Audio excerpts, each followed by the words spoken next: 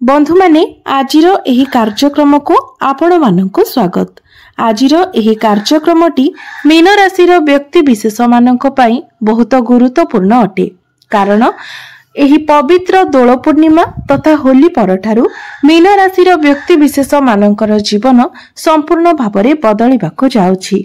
कारण एही होली दिन अर्थात मार्च 15 तारिख दिन सूर्य निजर राशि परिवर्तन करबाको जाउछंती एवं 29 मार्च को शनि मध्य निजर राशि परिवर्तन करबाको जाउछंती, जहा फलरे आपणकर राशि रे चलीथिबा शनि 7.5 द्वितीय चरण आरंभ हेबा पई जाउछि, जहा फलरे आपणक जीवन रे एक विराट बड़ परिवर्तन हेबाको जाउछि, जहा कि आपणकर स्वास्थ्य, शिक्षा, प्रेम जीवन, वैवाहिक जीवन, भाग्य, क्यारियर एवं व्यापार वाणिज्य सबकिछि उपरे प्रभाव पकाइबाको जाउछि। तेबे बंधु माने एही दोल पूर्णिमा तथा होली परठारु आपणक जीवन रे केउ सब परिवर्तन हेबो, केउ सब बड़ घटना गुडिक घटिबो, से विषय रे जानिबा पई आपण माने भिडियोटी को स्किप न करी शेष पर्यंत निश्चय देखंतु एवं आपणकर जदि मीन राशि होई थाए तेबे भिडियोटी को लाइक करी चैनल टी को सब्सक्राइब करी दियंतु। कमेंट बॉक्स रे भक्ति एवं श्रद्धार सहित जय श्री कृष्ण निश्चय लिखंतु। तेबे बंधु माने आसंतु आरंभ करिबा आजिर एही कार्यक्रम को, जहा कि जन्म राशि एवं चंद्र राशि उपरे आधारित अटे। तो राशि चक्रर 12 गोटी राशि मध्यरु अंतिम राशिटी हेउची मीन राशि, अर्थात 12 नंबर राशि हेउची मीन राशि। तेबे आपणक कुंडलीर प्रथम भावरे विराजमान अछंती बुध, राहु एवं शुक्र। तृतीय भावरे विराजमान अछंती देवगुरु बृहस्पति। चतुर्थ भावरे विराजमान अछंती मंगल। सप्तम भावरे विराजमान अछंती केतु एवं आपणकर द्वादश भावरे विराजमान अछंती शनि एवं सूर्य। तेबे 15 मार्च को अर्थात होली दिन सूर्य आपणकर प्रथम भाव को चलन करिवे एवं 29 मार्च को शनि मध्य आपणकर प्रथम भाव को चलन करिवे। तेबे सर्वप्रथमे आसंतु जानि नेबा एही दोल पूर्णिमा तथा होली परे आपणक स्वास्थ्य रे केउ भली परिवर्तन आसीबो।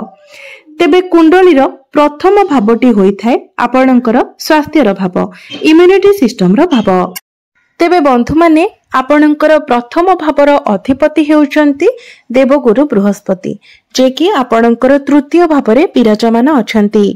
अनेक समय धरी बृहस्पति आपणकर तृतीय भावरे विराजमान अछंती एवं 15 मई पर्यंत गुरु आपणकर तृतीय भावरे ही विराजमान रहिबे।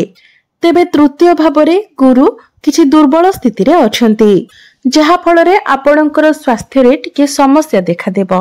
गुरु हेउछंती चर्बीर कारक ग्रह, तो आपणकर मोटापण बढ़िबा भली किछिटा समस्या देखा देई पारे। डाइजेशन, लिवर ए सब रे किछिटा प्रॉब्लम देखा देई पारे। तो आपण निजर स्वास्थ्यर जत्न नियंतु, निज खाद्य पेयर आपण नियंत्रण रक्षा करंतु एवं योग, व्यायाम, प्राणायाम इत्यादि करंतु। तेबे ए सब छोट मोट समस्या आपणकर स्वास्थ्य रे देखा देबो, नचेत एहा व्यतीत कोनोसी गंभीर समस्या आपणकर स्वास्थ्य रे देखा जाउ नाही। एबे आसंतु जानिबा विद्यार्थी मानक पई एही दोल पूर्णिमा परे केउ भली परिवर्तन हेबो। तो बंधु माने कुंडलीर पंचम भावटी होई थाए आपणकर शिक्षार भाव।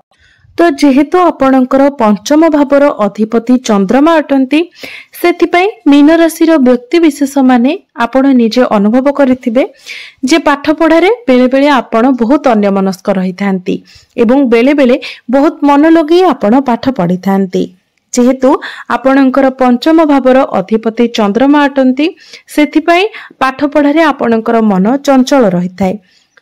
तेणु जेतेबेले आपण मन देई थांती बहुत भल भावरे पाठ पढ़ी थांती एवं जेतेबेले आपण अन्यमनस्क होई थांती तो बिल्कुल भी आपण पाठ पढ़ारे मन लगाई पारि नथांती। मात्र दोल पूर्णिमा परे आपणकर पाठ पढ़ार स्थिति बहुत भल रहिबो, कारण बुध एवं शुक्र आपणकर प्रथम भावरे विराजमान अछंती, जहा फलरे पाठ पढ़ारे एहार बहुत अधिक शुभ प्रभाव पड़िबो। तो जदि आपणकर पाठ पढ़ा को लेकिन किछि भी आपण डिसीजन नेबा पई चाहुचंती तो एही दोल पूर्णिमा परे आपण निर्द्वंद रे ताहा नै पारिबे।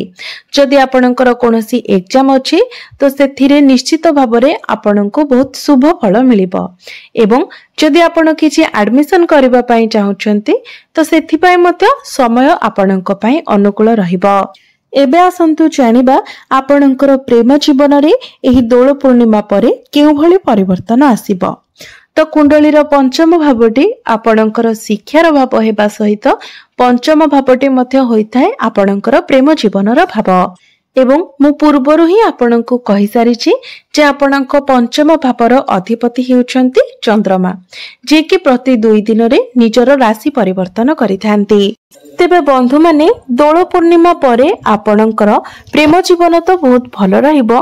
मात्र 29 मार्च को शनि जेतेबेले निजर राशि परिवर्तन करिवे सेतेबेले आपणक मध्यरे टिके जिद्दी स्वभाव आसीजिवो, स्टबर्न नेचर आसीजिवो कारण शनि आपणकर प्रथम भावरे रहिबे।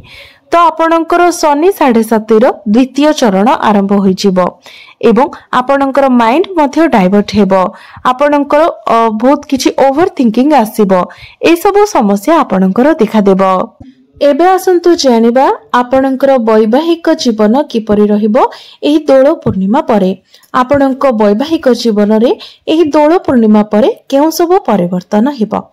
तेबे बंधु माने कुंडलीर सप्तम भावटी होइथाय आपणक वैवाहिक जीवनर भाव।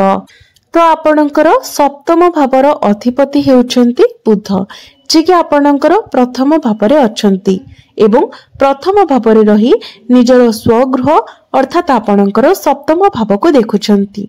एहा व्यतीत शुक्रंकर दृष्टि मध्य सप्तम भाव उपरे रहुछि। तो दोल पूर्णिमा परे आपणकर वैवाहिक जीवन बहुत भल रहिबो। एबे आसंतु जानि नेबा आपणकर भाग्य केते दूर आपणकर साथ देबो एही दोल पूर्णिमा परे। तो कुंडलीर नवम भावटी होइथाय आपणकर भाग्यर भाव एवं आपणकर नवम भावर अधिपति अर्थात भाग्य भावर अधिपति हेउचंती मंगल। मंगल आपणकर चतुर्थ भावरे विराजमान अछंती। चतुर्थ भावटी होइथाय समस्त प्रकारर भौतिक सुखर भाव एवं मांकर भाव। तो मंगल बहुत भल स्थिति रे विराजमान अछंती। एहा व्यतीत गुरुंकर दृष्टि मध्य आपणकर नवम भाव उपरे रहुछि।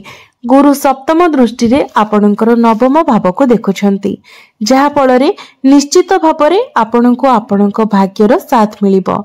तो एही दोल पूर्णिमा परे जदि आपण किछि बड़ कार्यर आरंभ करिबा पई चाहुचंती, किछि बड़ जिनिस आपण किना किनि करिबा को चाहुचंती, किछि नूतन कार्यर आरंभ करिबा पई चाहुचंती, आपण किछि इन्वेस्टमेंट करिबा पई चाहुचंती, आपणकर कोनोसी मीटिंग किबा डील रहिछि, कहिबा को गले भाग्य संबंधित प्रत्येक कार्य रे आपणको सफलता मिलिबो।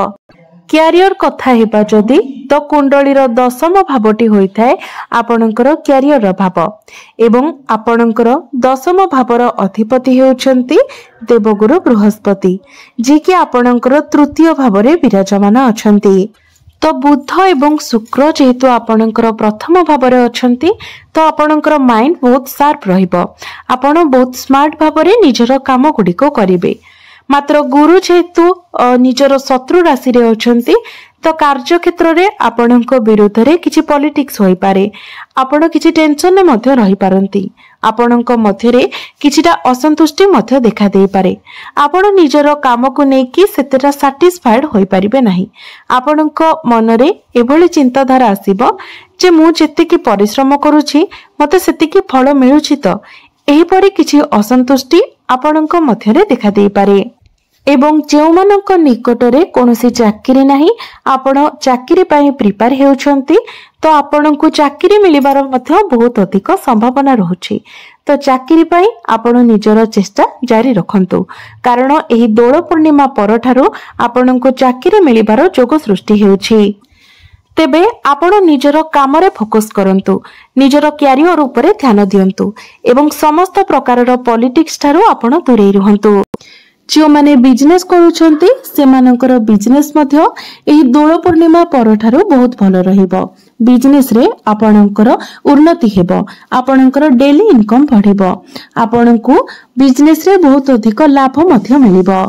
तेबे बंधु माने आपण मानक पई सबुठारु अधिक परिवर्तन रो कथा हेउची आपणकर शनि 7.5 रो द्वितीय चरण आरंभ हेबो।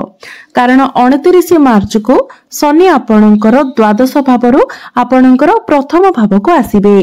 तेबे शनि 7.5 रो जो तीनोटी चरण रही थाए ता मध्यरु सेही द्वितीय चरणटी होइथाए सबुठारु अधिक जंत्रणादायक। तेबे आपणकर निजस्व जन्म कुंडली रे शनिंकर स्थिति किभଳି रहिछि ताहा अधिक गुरुत्वपूर्ण अटे। कारण आपणको कुंडली रे जदि शनि उच्च स्थिति रे थांती, मित्र राशि रे थांती किंबा कोनोसी भलो स्थिति रे थांती तो शनि आपणको एही समय रंकर राजा मध्य बनाई देई थांती। मात्र शनि जदि आपणको कुंडली रे निचस्थ थांती, पीड़ित अवस्था रे थांती किंबा शत्रु राशि रे थांती तो एही समयटी आपणको पई बहुत अधिक जंत्रणादायक होइथाय। सेथिपाई आपणकर निजस्व जन्म कुंडली रे शनिकर स्थिति किभଳି रहिछि ताहा ही अधिक गुरुत्वपूर्ण अटे। तेबे शनिकर एही राशि परिवर्तन परे आपणको ओभर थिंकिंग ठारू दूरे रहिबार अछि, निजर माइंड को आपणको कंट्रोल रे रखिबार अछि एवं वैवाहिक जीवन उपरे मध्य आपणको विशेष ध्यान रखिबार अछि। आपणको निजर जीत उपरे मध्य नियंत्रण रक्षा करिबार अछि। आपण जेते पारिबे शांत एवं नम्र रहिबाको चेष्टा करंतु, अहंकार को निज ठारू दूरे दियंतु। तेबे प्रतिकार स्वरूप प्रत्येक दिन आपण शनिकर बीज मंत्र 108 थर जप करंतु। प्रत्येक दिन आपण हनुमान चालीसार पाठ करंतु। प्रत्येक दिन उदित सूर्य को तंबा पात्र रे जलार्घ्य अर्पण करंतु एवं प्रत्येक दिन आपण ओम नमः शिवाय मंत्रर 108 थर जप करंतु।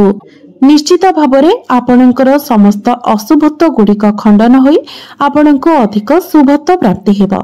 तेबे बंधु माने आपणकर जीवन मंगलमय हो, एहा ही ईश्वरଙ୍କ निकटरे मोर प्रार्थना।